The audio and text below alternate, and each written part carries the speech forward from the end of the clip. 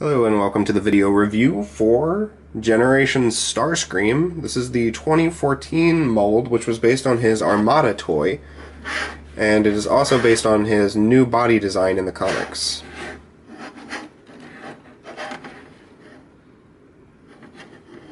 It's a very interesting, kind of squat, semi-curved, red, silver, and black jet, with some giant cannons on the back, and surprisingly enough, minimal robo-kibble.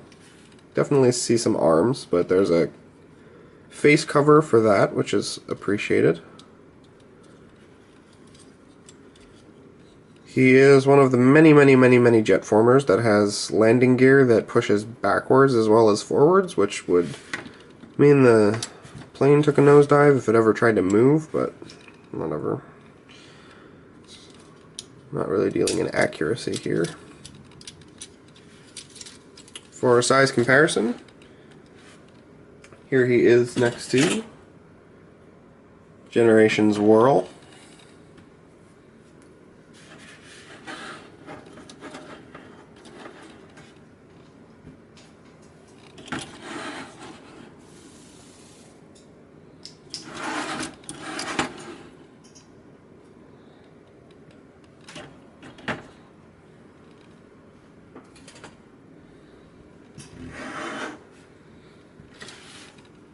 For transformation, you want to start by disconnecting these arms, moving them forward to get them out of your way, which will free up these wings, which are on a ball joint.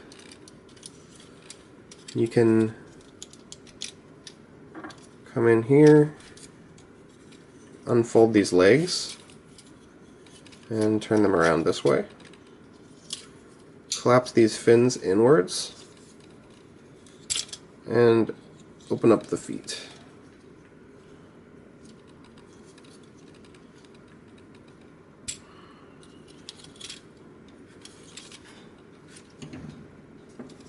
Once you've done that, you can push this entire thing forward, which will automatically pop up the head, and then pull the entire front of the jet down to form the front of the body. At that point, you can rotate these wings up, straighten out the arms, and pull out the hands. And there you have the Generation's Armada Starscream. I guess you could call this his weaponized robot mode. You can collapse these guns back along the back as well, if you would like. However, the iconic view of this character is for them to be like this. So if you don't mind them sticking out quite a way, you can keep it like that. This obviously is going to take up a lot less shelf room, and it doesn't look bad. Totally zoned the first time I filmed this and realized that I completely neglected to say anything at all about his weapons. He has two swords stored behind these wings that I just did not feel the need to mention. They pull out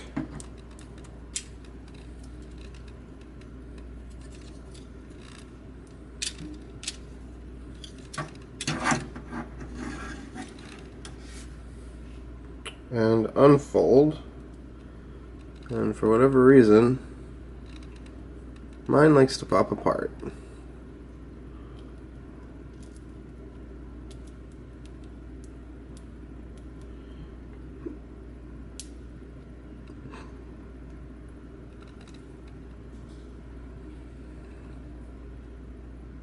And then you have two swords.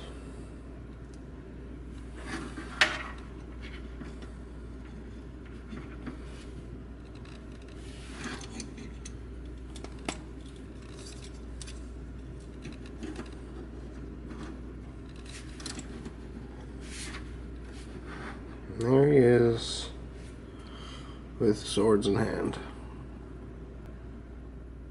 In addition to the two swords, the back cannons that I mentioned earlier, along with swiveling, are also firing. They are not spring-loaded, however they are friction or pressure missiles, whatever we're calling those now.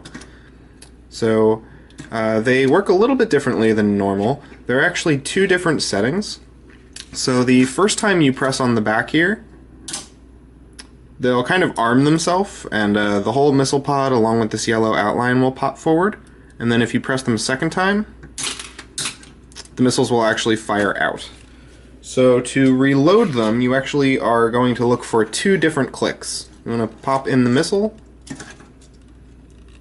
first click, second click.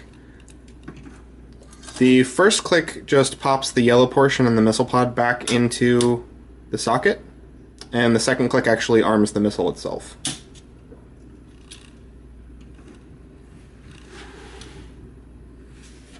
For some size comparisons, here he is next to Orion Pax.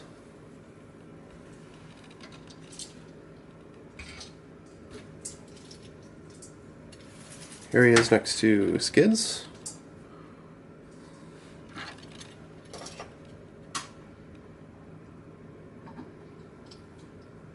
And Scoop. Almost called him Whirl.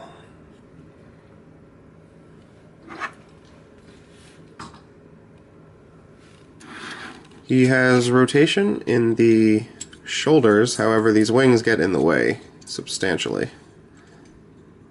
It's got up and down movement here. I'm kind of an interesting little fake ratchet joint. He has rotation up right below the shoulder, a very high elbow bend, and the transformation joint in the wrist, but no rotation. He has hip on a ball joint, upper thigh swivel, and a knee bend, and both heel and toe articulation, but no tilt.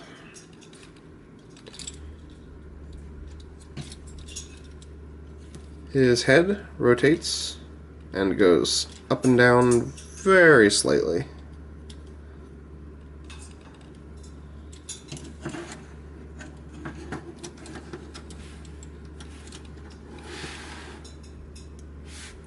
All in all, this figure is another swing and another hit for me. I don't know who's designing these new Generations figures, but they are a world of difference from the, I don't know, even just the Fall of Cybertron Generations figures we were getting before. These are so much better. I mean, they're less hollow, they have just so much more character to them. I'm not saying that the Fall of Cybertron figures were bad. I know a lot of people harp on them. I don't think they were bad figures, but I think they were kind of lazy in a lot of ways. And these are interesting. They're not super complicated in terms of their transformations, but they get the point across. They have a decent amount of detail, and the characters are really accurately represented. So I think they're doing a really good job. And I don't know if it's a new designer or if it's just the newer IDW designs giving them more leeway in terms of what they can do, but this is yet another figure I think is a success on their part. So good on you, Hasbro, Takara. You guys are churning out some really awesome figures right now, and I hope you guys keep it up. Thank you all for watching, and I will catch you all next time.